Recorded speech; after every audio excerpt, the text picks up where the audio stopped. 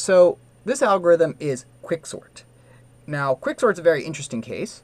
Quicksort takes n log n time on average. Its worst case scenario is O of n squared, and that depends on how unlucky we get. So this one's a bit of more of a random one. But it runs pretty fast a lot of the time. In fact, most of the time, which is why it's often been used as basically one of the internal sorting algorithms.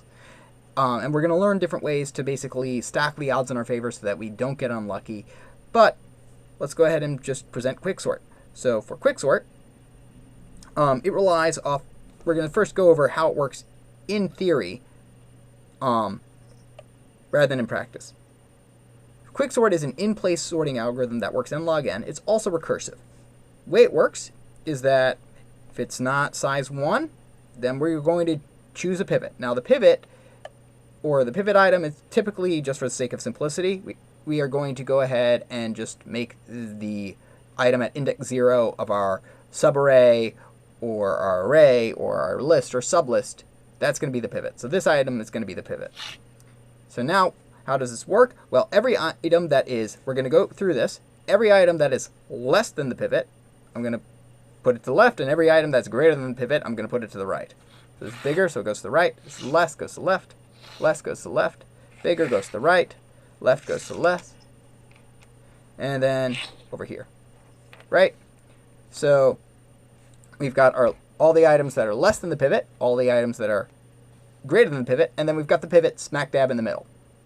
So how does this algorithm then work? Well, it's a recursive algorithm, so we just simply continue on recursively. We quicksort the left half, quicksort the right half, and boom, we've got a sorted list. So let's quicksort the left half. This is the pivot, right? Put everything that's less than to the left of it, everything that's greater than to the right of it. So that goes to the right, goes to the left, and then we call quicksort on the left and right, but they're size 1, so we say we're done. Okay, quicksort the right half. So that's our pivot item. Put everything that's less to the left.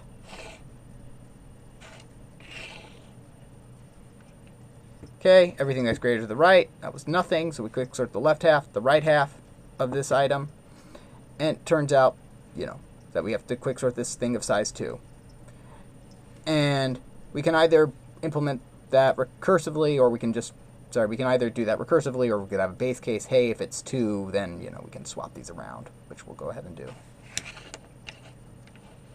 So we've got our left half, our right half,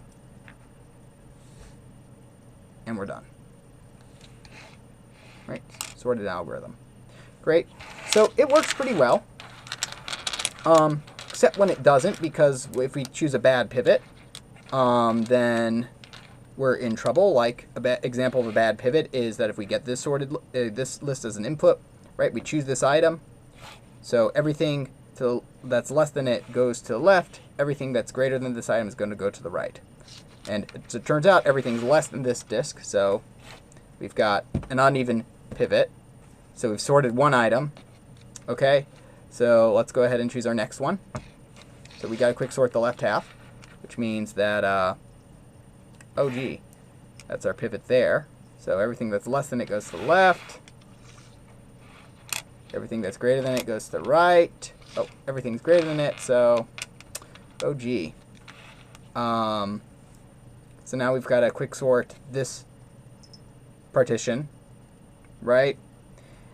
And that becomes, so take that, everything that's less than goes to the left, everything that's greater than goes to the right, then we quicksort those halves. Quicksort this half, hey, it's done. Quicksort this half, swap that, which ends up swapping them, bring them together, bring this together, bring that together. Bad pivots means that basically we don't end up getting this split in half n log n time.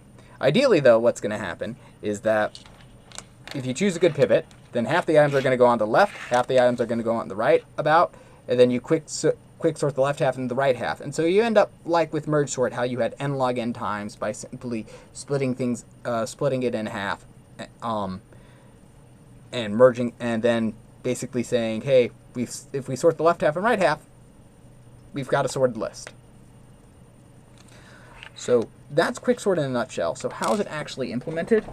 Well, we're going to go ahead and see.